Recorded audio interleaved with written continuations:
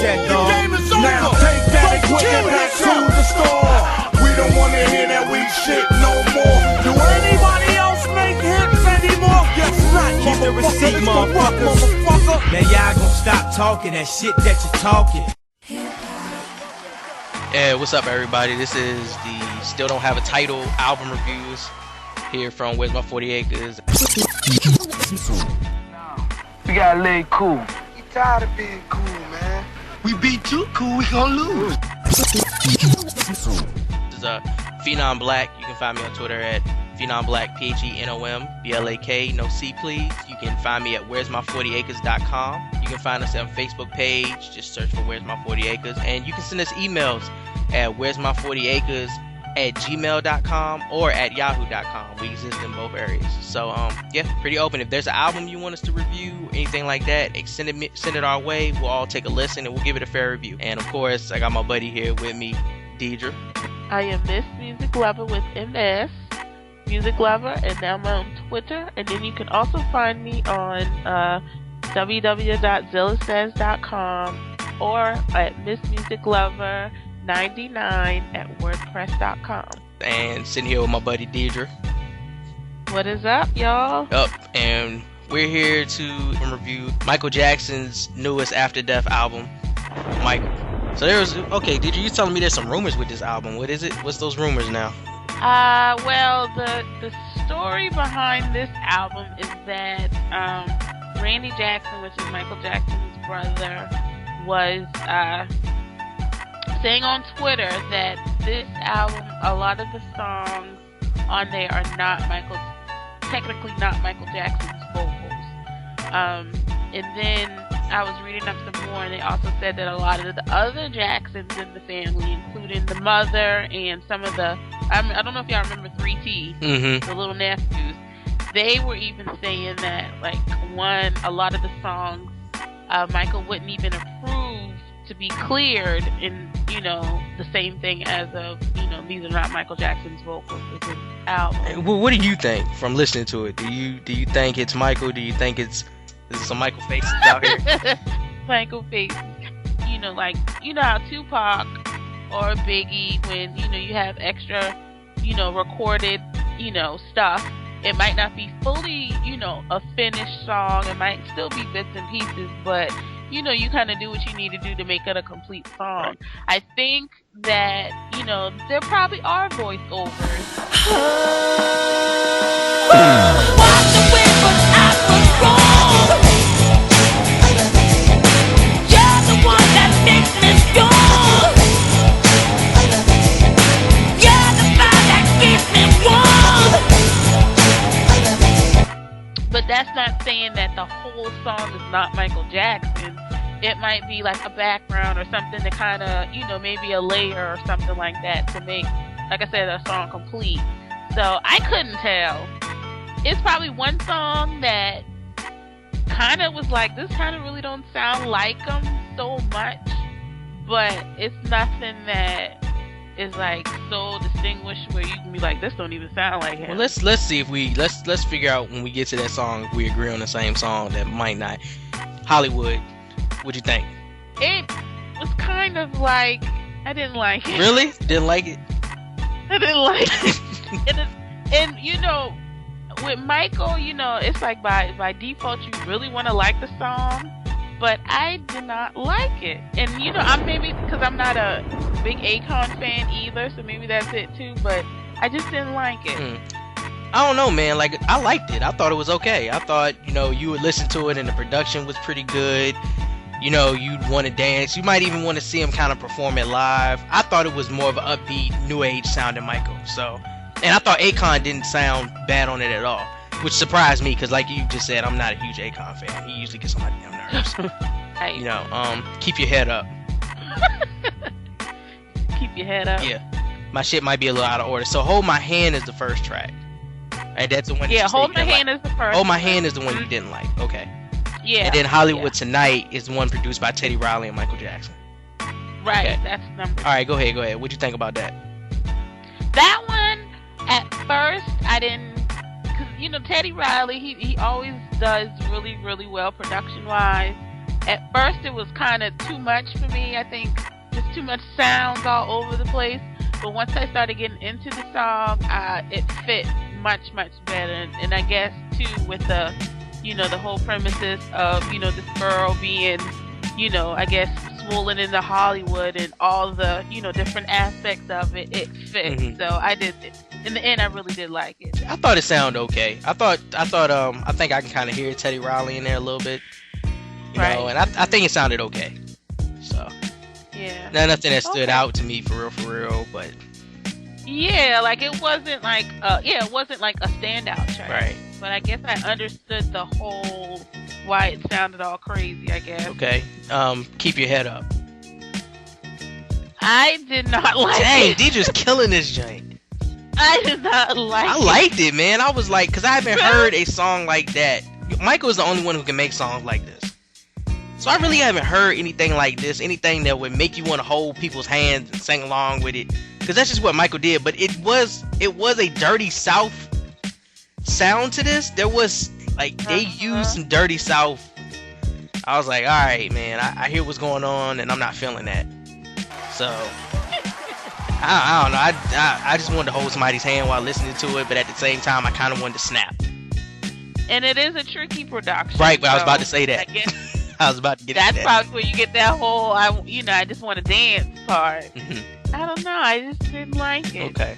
What about I Like the Way You Love Me, which I hate. When you I really like this. yeah, I did. That sounded like it was fit to be like one of those Michael Jackson type songs. Like it had his name written all over it. So I really like It was so much. I love the way it was mixed down. Like you can hear all the instruments clear as hell. The flute stands out. And even with all that production, with that melody amongst those instruments, Michael's voice never falls into the background. You hear every word. You know what I'm saying? Like it stands out. I thought it was cool, man. Look, I can get jiggy with this shit. I thought the shit was great. So I agree. I really like that song. right. Now, I don't know if everybody went into the studio and made tracks on October 31st, but there are a lot of songs coming out this year called Monster. Yes. Cassidy got Monster music, Kanye got his Monster, and now Michael has a song called Monster. But can you tell that the song was unfinished and they tried to use sound effects and drops to finish it? Yeah. Yeah. Yeah. Especially with 50's verse, like when 50 verse comes, it's like noise all over the place. And I was like, where did this come? Like, it's not a bad song, No, it's not. but it's just when 50 comes in, and I'm like, wait, I can't even focus on the verse because they're having like, all this sound effects and whatever going on. I think with they did it. an alright job, but was it was one thing that got on my nerves was that rapid drum machine sound effect that kept coming in. That shit got on my nerves. Like I was like, this is so unnecessary. And then what I did like though was Michael's breakdown at the end, where he was like haunting me. He's dragging you down like a monster. I like that part. Like I like that part at the end. So and I think actually when I remember I was telling everybody about the whole the family was kind of talking about it was some songs that they think was not him. I don't know if this was one, but I just remember Randy Jackson saying that Teddy Riley gave him some of the songs that he produced for Randy Jackson to listen, and Randy Jackson heard it and said, "That's not Michael." So I'm kind of curious if this was one of the few that he was referring to. Right. Well, I just thought that because it was just so kind of crazy. Yeah, I thought it was okay track, but just kind of hear where it was like, hey, we need to fill this in, drop a drum kit. Yeah. And I'm like, oh, okay, no, that was not needed. But next track, Best of Joy. Really liked it. Okay. I absolutely liked it a lot, and it was another song that I really think was created to just have that Michael Jackson sound, just like I Like the Way You Love Me. I think just it was like in that aspect, like it was just created for him, just to for him to shine vocally. So I really like it. Yeah, the background harmony with the vocals kind of sounds like something a boy band would do to me. Breaking news. What'd you think of that? People were saying that this was the one. I think it is too. That Yeah, but I thought that before I heard, when I first heard it, I was like, this don't even sound like Michael. But then this was later on when I read, this was actually the song that they were talking about. When I first heard it, I was like, why does he sound so? It sounds so deep. Thank like, you. Look, same. We was on the same page with that. Deep. Like we know Michael's voice. Yes, it sounds deep. And Michael's voice will never get that low. No. I don't care what he's talking about. He could be talking about trying to be all sexy with Barry White, trying to be like that. It'll never get that deep. No. So for it to sound like that, I was like, whoa. Which sucks because I like the message that the song. I like the whole, him talking about the media talking about him and how y'all can all just kiss his ass. Like, I was like, damn, I would have loved to see him perform this live, just not Michael Faison. I don't want to see Michael Faison perform this. I want to see Michael Jackson perform this. Like, the violin breakdown in the beginning, I thought was awesome. But I kind of have a problem with the use of the Casio keyboard sound and shit. Like, that was a very strong Casio. That's all I'm saying. That was like a $9,000 Casio that they was using up in that shit. Cause you ain't gonna fool me. Okay, I heard that whole. Alright, hit the button, autoplay. Like that shit. And it's kind of sad too because like the song, and I guess it's kind of been mentioned, like the song productions that the ones that Teddy Riley has done has been kind of suspect at least. It's coming out on the Michael Faison album too. Yeah. I don't agree. But alright, so let's talk about I Can't Make It Another Day. What'd you think? I love it. Here we go. You love it. If there was if Michael and Lenny was gonna make a song, this is it. Like, this joint is so on point. The blend of their vocals, you can tell they recorded it at different times. Of course they did, but you can tell. And I kind of didn't like that.